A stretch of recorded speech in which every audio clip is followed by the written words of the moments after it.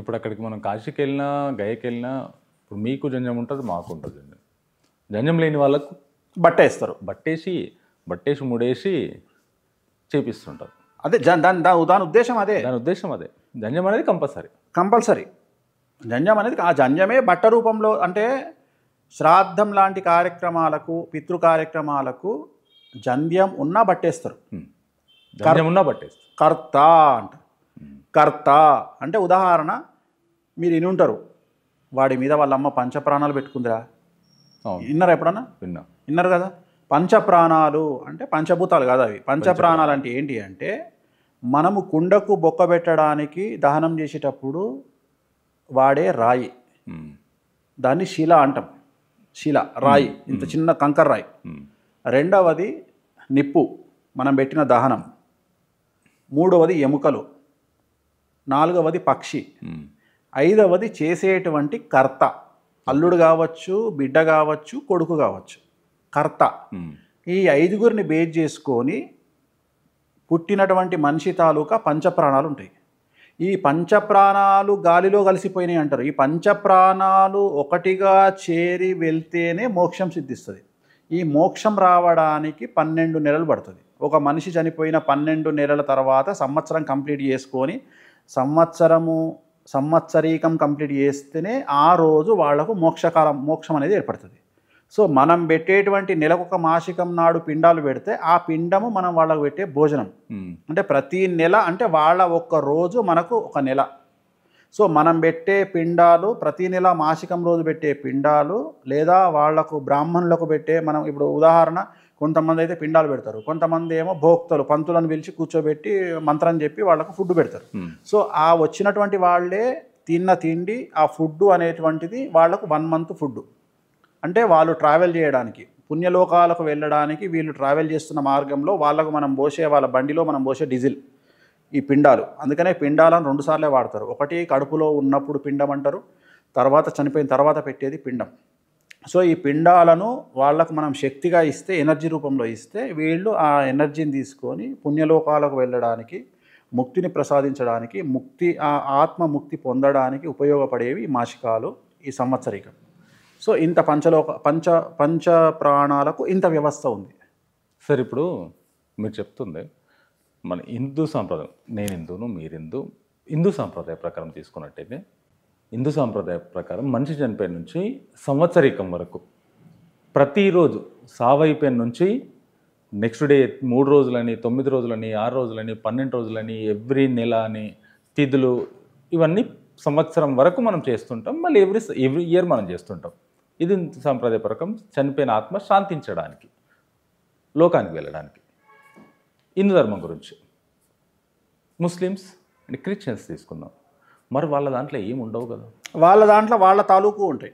ఏముంటాయి? ఉండవి అనడం కాదు, వాళ్ళ దాంట్లో వాళ్ళ తాలూకు.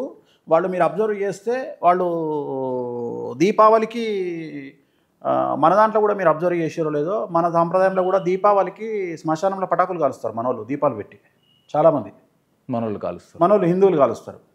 చూసారు ఇక్కడ తక్కువ, నార్త్ ఇండియాలో చూసాను నేను, వారణాసిలో చూసా, యూపీలో చూసా, ఎంపీలో చూసా, శ్మశానంలో దీపాలు పెట్టి దీపావళి రోజు. సో అది జరుగుతుంది. రెండవది మన దాంట్లోనే చాలా తేడాలు ఉన్నాయి. తెలంగాణలో పెద్దలకు బియ్యం ఎప్పుడు ఇస్తారు? పెత్తరామాస నాడు ఇస్తారు. ఆంధ్రాలో సంక్రాంతికి ఇస్తారు. అవును. రాయలసీమలో కూడా సంక్రాంతికి పిల్లల పైన రేగాయలు పోసి ఆ రోజు వాళ్ళ పెద్దలకు లెక్క, వాళ్ళకు పెద్దలకు బియ్యం ఇస్తారు, పెద్దలకు ఇస్తారు. సో వాళ్ళు వండే వంటను ఆ రోజు డిఫరెంట్గా ఉంటుంది. అంటే సాంప్రదాయం. అట్లనే క్రిస్టియన్స్ క్రిస్మస్ ముందు రోజు వాళ్ళ శ్మశానంలోకి వెళ్ళి వాళ్ళు దీపాలు, క్యాండిల్స్ పెడతారు. మనమేమో నూనెతో దీపాలు పెడతాము మట్టి చిప్పలలా, వాళ్ళేమో క్యాండిల్స్ పెడతారు.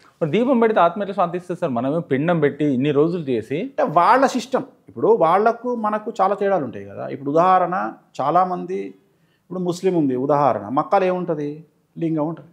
మక్కాలో లింగం ఉంటుంది. వాళ్ళు కూడా గుండు కొట్టించుకుంటారు, ఆడ కూడా కొబ్బరికాయ కొడతారు. సింపుల్ తేడా ఏంటి అంటే, మనం జుట్టున కొబ్బరికాయ కొడతాం, వాళ్ళు జుట్టు తీసేసి కొడతారు.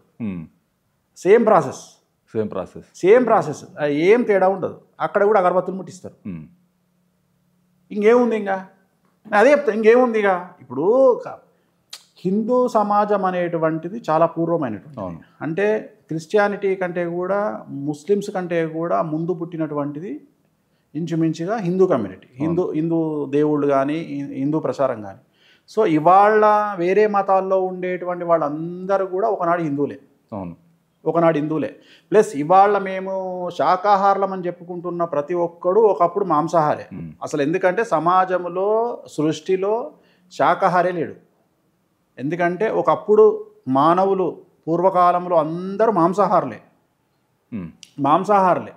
ఇవాళ మాట్లాడుకుంటున్నాం మనం శాకాహారులని. అసలు శాకాహారులు ఇవాళ వచ్చారు, మొత్తం మాంసాహారులే, మాంసం తినేవాళ్లే సమాజం మొత్తం.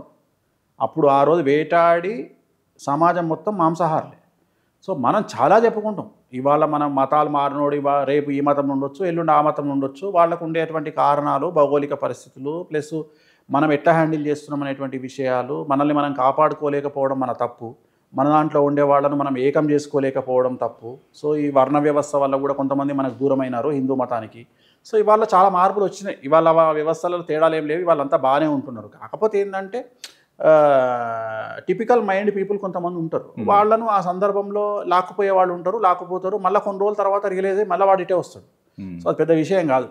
సో అందరికీ సమాజంలో వాళ్ళ ధర్మాన్ని బట్టి, వాళ్ళు క్రిస్టియన్స్ అయినా, ముస్లిమ్స్ అయినా, వాళ్ళ ధర్మాన్ని బట్టి, సిక్కుల వాళ్ళైనా వాళ్ళ ధర్మాన్ని బట్టి, హిందువులైనా వాళ్ళకు ఉండేటువంటిది, వాళ్ళకు ముక్తి పొందడానికి ఒక్కొక్కళ్ళు ఒక్కొక్క టైప్ ఆఫ్ దాన్ని వాడతారు. మన దాంట్లో మాత్రం మీరు ముక్తి అన్నారు. ఇక్కడ ముక్తి ఎవరికి కలుగుతుంది? చనిపోయిన వాళ్ళకు ముక్తి కలగదు. ఇది చాలా తప్పిది. ఇది చాలా తప్పిది. ఇది ఎంత బక్వాస్ అంటే, ఎంత బక్వాస్ మాట అంటే, ఇప్పుడు ఉదాహరణ, మీ తాత ఉన్నాడా? లేట్ చనిపోయాడు. మీ తాత చనిపోయినప్పుడు మీ తాత ఆత్మ ముక్తి పోదు, ముక్తి చెందదు. ఇదే లాజిక్. చాలామందికి తెలియదు ఇదే ప్రాబ్లం. మీ తాత కంటే ముందు చనిపోయినటువంటి ఇద్దరు, మీ తాత వాళ్ళ నాన్న చనిపోయారు కదా? చనిపోయారు. మా నాన్న కూడా చనిపోయాడు. ఓకే, ఇప్పుడు ఇంకా క్లియర్గా నాకు ఇప్పుడు మీ నాన్న చనిపోయాడు, మీ నాన్న వాళ్ళ నాన్న చనిపోయాడు, నాన్న వాళ్ళ నాన్న చనిపోయాడు, నాన్న వాళ్ళ నాన్న చనిపోయాడు. అంటే మీ నాన్న కంటే ముందు ముగ్గురు మగవాళ్ళు ఉన్నారు కదా? అవును, ఉన్నారు కదా. ఆ ముగ్గురు చనిపోతే, ఆ ముగ్గురు చనిపోగానే వాళ్ళకి పుణ్యలోకాలు సిద్ధించాయి. ఆ ముగ్గురు పోయి వరుసగా 1, 2, 3 అని వెయిట్ చేస్తుంటారు. వెయిట్ చేస్తారు, పైన వెయిట్ చేస్తారు. దేనికోసము? కింది నుండి వచ్చేవాడు కరెక్ట్ ప్రాసెస్తోని పైకి వస్తే, అంటే పైన 1, 2, 3 ఉన్నారు. అవును. కింది నుండి వచ్చేవాడు 4వ వాడు అవుతాడు. 4వ వాడు వచ్చి 3వ వాడని పుష్ చేయాలి. పుష్ చేస్తే పైన ఉన్న వాళ్ళకు పుణ్యలోకాలు సిద్ధిస్తాయి. మళ్ళీ ముగ్గురు వెయిట్ చేస్తారు. ఆ ముగ్గురా లేకుంటే పైన ఒక్కళ్ళే? ఓకే, ఒక్కళ్ళే. ఈ కింది నుండి వచ్చి, ఇప్పుడు మీ నాన్నకు మీరు కర్మకాండలు పూర్తి చేస్తే, కరెక్ట్గా చేస్తే, ఎవరు చేస్తారు? అది నేను చేయాలి, ఇప్పుడు మా అన్నలు చేయాలి. అంటే కొడుకు చేస్తాడు. అందుకని వంశోద్ధారకుడు. ఇక్కడ వంశోద్ధారకుడు అంటే పెద్ద ఏమో ఇరగదీస్తాడు, పలగొడతాడని కాదు. చనిపోయిన పితృదేవతలకు కర్మకాండలు సరిగ్గా నిర్వహించేవాడిని వంశోద్ధారకుడు అంటారు. ఒక్క వంశంలో ఒక్క తోపు పుడితే, అంటే కర్మకాండలు చేసి మంచిగా ఖర్చు పెట్టి వాళ్ళను పర్ఫెక్ట్గా పంపిస్తే అందరు కదులుతారు. అదే లాజిక్ ఇక్కడ. ఓకే, అందరు కదులుతారు. అంటే కింది నుండి లేటెస్ట్గా చనిపోయిన వ్యక్తి వెళ్ళి ఆ లైన్లోకి వెళ్తే పైన ఉన్నటువంటి వ్యక్తికి ఫస్ట్ మోక్షం కలుగుతుంది. మళ్ళీ ఈ ముగ్గురు వెయిట్ చేస్తుంటారు. మళ్ళీ నెక్స్ట్ చనిపోయిన వాళ్ళు వచ్చి మళ్ళీ వీళ్ళకి రిప్లేస్మెంట్ చేస్తే మళ్ళీ పైన ఉన్నోడు పైకి వెళ్తాడు. ఓకే. సో వీళ్ళు ఎప్పుడు వెయిట్ చేస్తుంటారు. అందుకనే పితృదేవతలు. సో మోక్షానికి పోయిన వాళ్ళతో మనకు పని లేదు ఇక్కడ. మోక్షానికి పోయిన వాళ్ళతో మనతో పని లేదు. అంటే ఎప్పుడు కానీ మనకు సంబంధించిన వంశంలో ఒక ముగ్గురు వెయిట్ చేస్తున్నారని మనకు కన్ఫర్మ్ అయింది కదా? కన్ఫర్మ్ అయింది. అంటే ఆ ముగ్గురు హ్యాపీగా ఉండాలి అంటే ఇక్కడ చనిపోయినటువంటి పితృదేవతలకు కర్మకాండ చేయాలి కదా. సో అందుకనే అది కాలసర్ప దోషం కింద, పితృదోషం కింద కన్వర్ట్ అవుతుంది కలియుగంలో. ఎందుకు? అమెరికాలో ఉంటాడు, సాగు కూడా రాడు, చేసుకోపో అంటాడు. పైసలు పంపిస్తా చేసుకోపో అంటాడు. ఇక ఇక్కడున్న వాళ్ళ కర్మ ఏంది? చచ్చిపోయిన వాళ్ళకు పైసలు ఖర్చు పెట్టాల్సి వస్తుంది అని 12 రోజుల కార్యక్రమాన్ని 3 రోజులకు తెచ్చితోడున్నాడు, 3 రోజుల కార్యక్రమాన్ని 1 రోజుకు తెచ్చితోడున్నాడు. కొంతమంది 12 రోజులకు చేయాల్సిన దినవారాలను చిన్న కర్మ అని 3వ రోజుకే చేస్తున్నారు, పెద్ద కర్మ అని 5 రోజులకు చేస్తున్నారు. ఎందుకు? అంటూ ముట్టు తట్టుకునే శక్తి లేక. కొన్ని కమ్యూనిటీలు అయితే పైసలు ఖర్చు పెట్టాల్సి వస్తుంది అని అసలు చేస్తూనే లేరు. ఎట్లాగూ పోయినోడు వానికి ఎందుకు 5 లక్షలు 10 లక్షల ఖర్చు అని. ఎందుకంటే ఇవాళ రేపు ఈ కార్యక్రమాలు నిర్వహించే పంతులు కాస్ట్లీ. మినిమం ₹1,00,000 ఇవ్వాలి, అంటే పెద్దగా చేస్తే.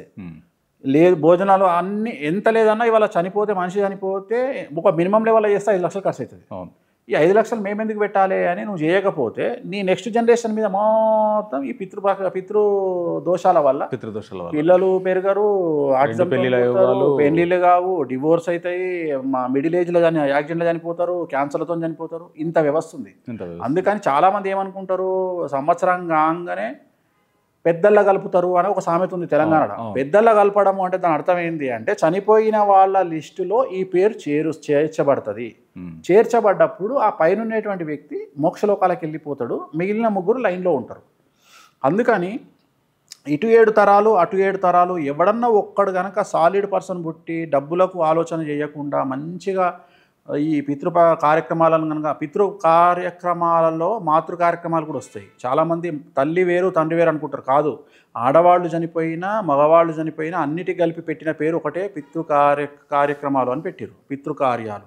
సో ఒక్కడు కనుక వంశోద్ధారకుడు వచ్చి కార్యక్రమాలను నిర్వహిస్తే ఆటోమేటిక్గా మూమెంట్ జరుగుతుంది.